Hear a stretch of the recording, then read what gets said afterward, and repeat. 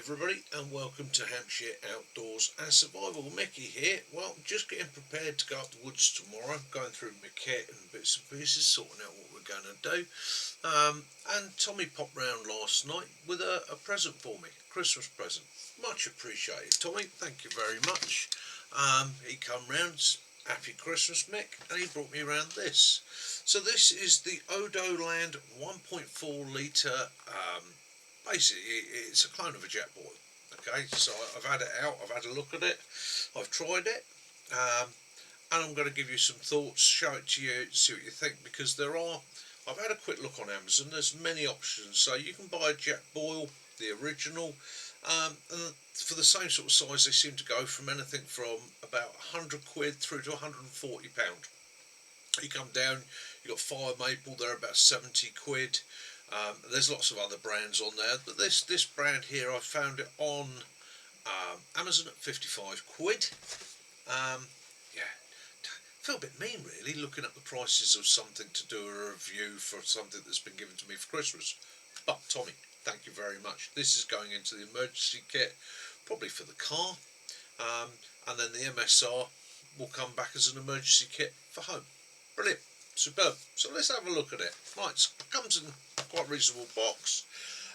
We've got the usual fun Chinese to English translations on it, which are always a bit of a giggle. Don't mean that disrespectfully or rudely, but instant translators don't always help.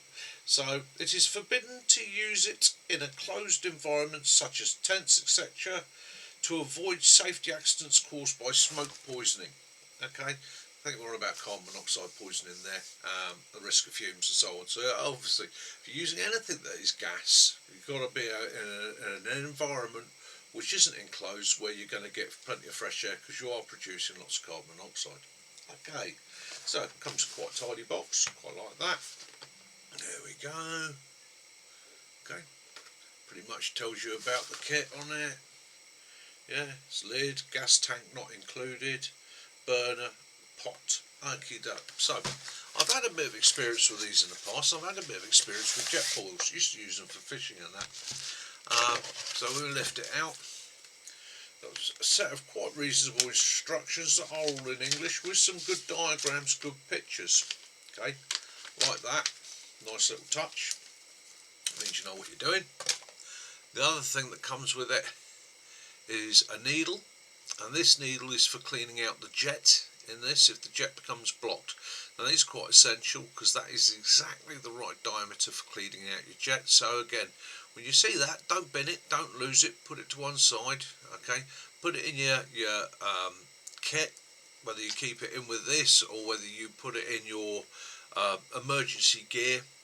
Okay, it's always worth having with you if you're going to rely on this gas camping system. So comes in a bag, got a nice bag. Okay, so first out is some little legs. I'll show you these legs in a minute. Okay, they come in their own little plastic container. It took me a minute or two to figure out how to fit these. It was a bit of a hey. You've got a nice stand, very similar to the Jetboil stand for your gas. Again, like that, like the fact that that comes with that, because not all these sets will come with one of these, and if you're on loose or slightly uneven ground and that, it can be a bit of a concern, obviously, because you're working with something that A, is running a very hot flame, but is also going to have boiling liquids in it. Right, let's have her out. Okie doke. So pretty much you've got the very similar system to the Jetboil here, with the rings and the vanes to collect as much heat as possible and transfer it to the bottom of the container. You've got quite a reasonable pot. Okay, pot is marked for safety, warnings. Okay, read instructions before use. Their comment. Now, one of the things I will say about these systems, especially these that come with the neoprene liner. Now, the neoprene liner is absolutely brilliant. Insulates your pot, keeps your pot warmer for longer. It also means you're not going to burn your hand when you're picking it up. However, I have come across lots of people that have managed to set fire to the neoprene when using their burner. mainly because their burner is either an overpressurised canister, it's a hot environment so the gas has expanded, it's coming out under a lot more pressure, okay, or they basically having a bad day and they've set fire to the neoprene. Personally, what I tend to do when I'm cooking, just because I don't want it happening, I take the neoprene off, okay. That neoprene cover handle I can put to one side, it's easy enough to put back on the pot if you needed to, okay. So I tend to run like that, and that way I don't reset fire to that neoprene, okay. It's got a very good lid, which is a flexible plastic, it's not hard plastic, and seals very, very well to the top. It's perforations there and a drinking hole there, so again, absolutely great with that insulating layer, with that on, and that's going to keep it a little bit hotter. It'll boil faster with the lid on, but it also means you've got the ability to pour, and there is a tiny little lip there which does aid in the pouring, stops it running back down the pot. Nice bit of thinking, likes that. Now, as I've already had this one out and tried it, has a gas in there because I wanted to see how it all fitted. Now, one thing you have to bear in mind, that's domed underneath, okay, so it's not sitting down on or damaging the top of the cooker itself, okay. So we'll take that out, and we'll take that out. So that's your cooker, okay, quite a simple basic system. It's not, there are what of or what of, they're all pretty much of the same now. It's got plastic feet, so it's not going to damage the inside of your pot that some of the old ones did, and it sits reasonably clear of the ground. Okay, so again, you could put a hose on that, attach it, have it as a freestanding cooker if you wanted to. Right, so dead easy to fit up. Control comes off there, gas screws on.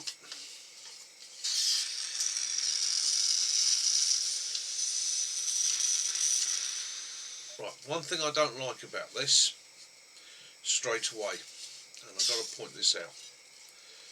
Right, in the design of this,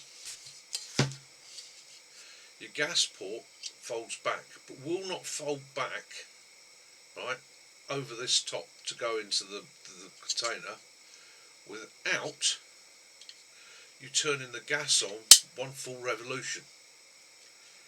Okay, so whenever you put that on, as you saw then, it's going to spray gas. When you turn it off, you've got it in the locked position, as in off, which is where you want it. That doesn't line up, okay. That I don't like. That I think is a pain in the arse. I think it's dangerous, okay. So anyhow, flick that out, make sure it's turned off. That's my first negative, or my only real negative, I think. So first test, okay, it's got an igniter. Let's see if the igniter's going to work. Yeah, igniter works, brilliant. And it's got reasonable control.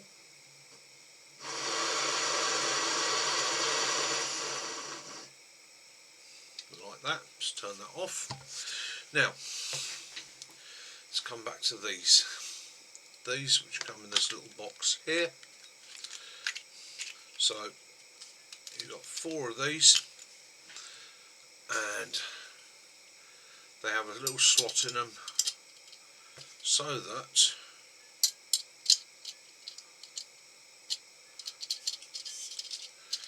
you can put them in as a pot stand. There's only 3. Oh, I like that, they're giving you a spare. There's only 3 like that, so they go in as a pot stand. Okay, so if you had a standard pot system, you can sit it on there, or you've got a frying pan, or you've got something larger. And what they've actually done, they give you a spare one. So I quite like that, nice little touch. And I do like the little tub that they come in. It's a simple little thing, but it just keeps it all together where you want it. Okay, means you're not going to lose things. Do it with a slightly bigger tub actually, and just do with it. Do you know what? Let's go back on that. So I do like the tub. The tub isn't going to get used with these. I'm probably going to use that for keeping SD cards in, because it's just a little bit of a faff. So what we'll probably do with those, we'll probably keep that in one of the Nordic Spirit tubs that I've got that's empty. But yeah, good little system. Do like that.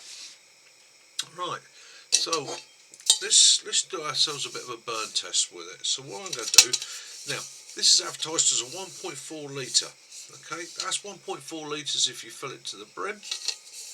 Okay, it's stamped externally and internally, or stamped from the inside, so you can see it on the outside as well. Okay, so that's 1.1 litres, that's 4 litres, and obviously you're never going to fill these to the brim. So what I'm going to do, I am going to stick, actually that's interesting, that is interesting.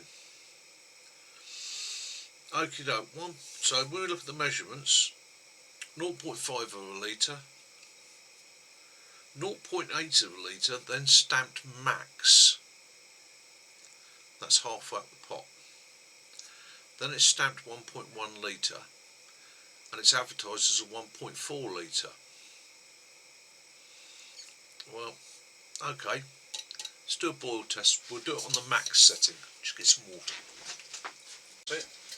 So I'm not going to put the neoprene on that, because again, if this is one of those that decides where the heat comes out, sets fire to the neoprene, it stinks the room out, makes a mess. So I'm going to run it indoors without the neoprene on it. What I suggest you do is test yours, or even maybe trim the neoprene so it comes a little bit higher if you're concerned about it setting fire to it. Okay, but first we'll try it, let's get it indoors. Now, I don't like about these systems, and it's the same argument I have with the Jetboil. Now, on a lot of systems you just carefully rest whatever you have on the top. That's cool. Okay, it can slide off, but you know it's going to slide off. On these systems, this goes in, turns to lock. Okay, great, it's a bit more stable. The whole thing picks up from the handle, which I don't like. I just have a bit of an issue with the concerns that it might get stuck on there. I don't like picking up the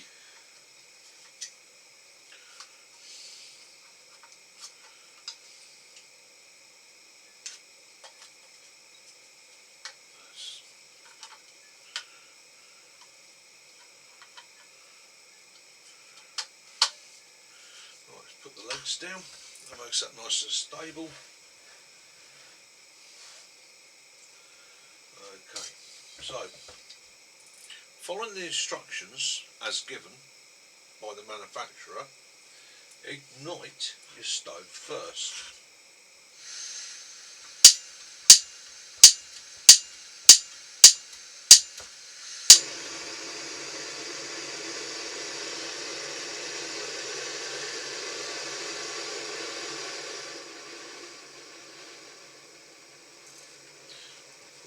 The lid on that as well.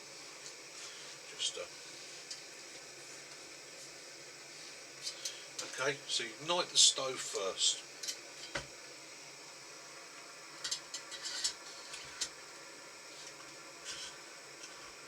Place it on. Fire it up to max. Now, what I don't like, there's a little pin there to locate everything. It's a little bit in slot, twisty. It's fiddly. Don't like fiddly. So we'll fire that up in the background. We'll let that run. Okay, we'll bring that to a boil in real time. Now, whilst that's up there coming to a boil in real time, I'm always getting asked about fat wood. Now, yes, I can access fat wood in my woods, but only in limited quantities. We don't have a lot of pine in my bit of woods that I've access to. We have quite a bit of pine next door, but I don't have access to that, and I'm not going to go hacking somewhere around that I don't have access to, because that would be illegal. However, I did, through Sam, Yorkshire Outdoors and Survival, he gave me a tip, and he said on Amazon he's bought a £10 box of fat wood. I thought £10 box of fat wood, that would be expensive.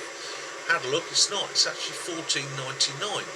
Okay, so I ordered some because I use quite a bit of fat wood when I'm giving instructions, and again, I'd waste a lot of time going out and harvesting it and processing it when I can order a £10 box like that of fat wood in nice long sticks like that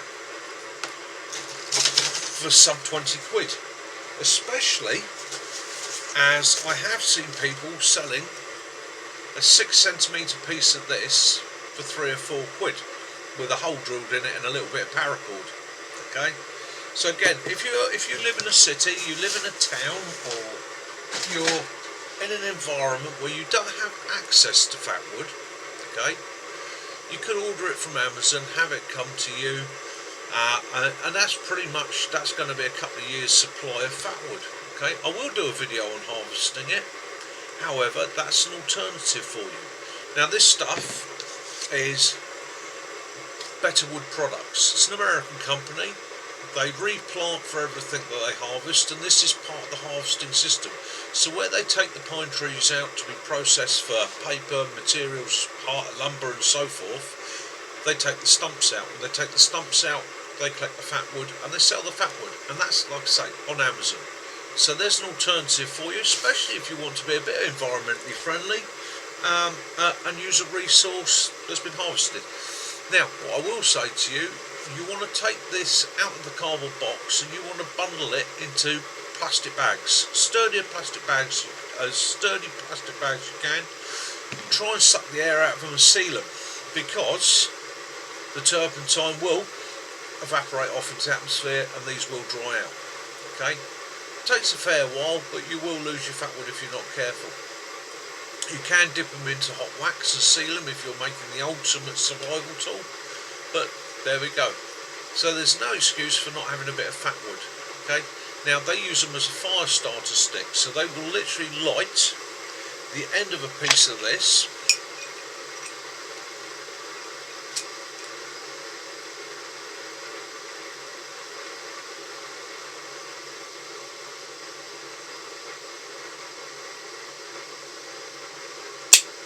like the end of the stick, which you can now use as a candle. Place it in the ground that way up, it'll burn for ages. Okay, or then place it into your stove, place it into your fire pit, whatever you want. Obviously, what we would normally do in the bushcrafty world, or for my world, I take filings, scrapings and shavings from this to start a fire, so I don't use the whole stick. But however, if you had to, you could use the whole stick as a kindling source to make a fire. Right, let's see how that's getting on.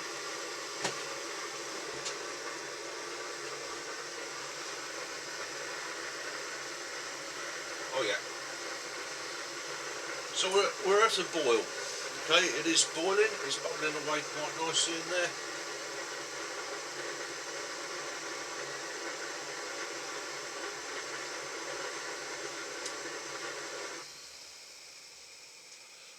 See the steam rising off it, but yeah, that's bubbling away quite nicely there. So again, boiled in no time at all. Now, this is where I don't like it. Okay, obviously, my safety advice to you is put the lid on, make sure the lid's on well. Hold your stove, twist it off. Be careful taking it off. What you don't want to do is suddenly jerk it, spilling hot water out of that onto your hands. Okay, so just be a bit cautious taking it off the cooker itself. So I took the plastic legs there and just lift it off. And again, it's just a matter of being a little bit, if you're going to use one of those, it's just a matter of being a little bit cautious and a little bit sensible with it. So there we go. That's just a little video on the Odoland 1.4 litre Jetboil cook system. That's 55 quid on Amazon. Okay, Jetboil, as I said before, you're looking between 100, 140 quid. Fire maple, 60, 70, 80 quid I've seen them on there for. Okay, so yeah, it's an alternative. It's a good alternative. It will work faster than the standard MSR. It will work faster than the standard stove with the legs on and that, and it all clipped together. It seems a nice stable system. Okay, like I say, the only thing you got to be careful of with these is actually taking the pot off. So just be aware of it, support it, take it off gently. Don't have any accidents. So there you go. Just some thoughts. Just a quick video, guys.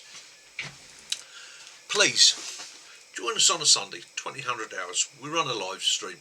The idea of that live stream is to get together as many people around the world as possible that are into prepping, bushcraft, survival. That night is a relaxed night. We have laughs, we have jokes, we talk about random things. The idea is it's a social Sunday. It's like an evening down the pub with a few mates, okay? So come along, have a look, see what you think, okay? Other than that, yeah, please like, subscribe, share, do all that good stuff. Let me know if there's anything in particular you want to see covered, okay? And join us on our journey. Guys, have fun, stay safe, get outside, have your adventures, okay? Love those you do, forgive those you don't, and as always, peace and light be upon you all. This is Mickey from Hampshire Outdoors and Survival and the Hampshire Hog Hunters. Catch you next time.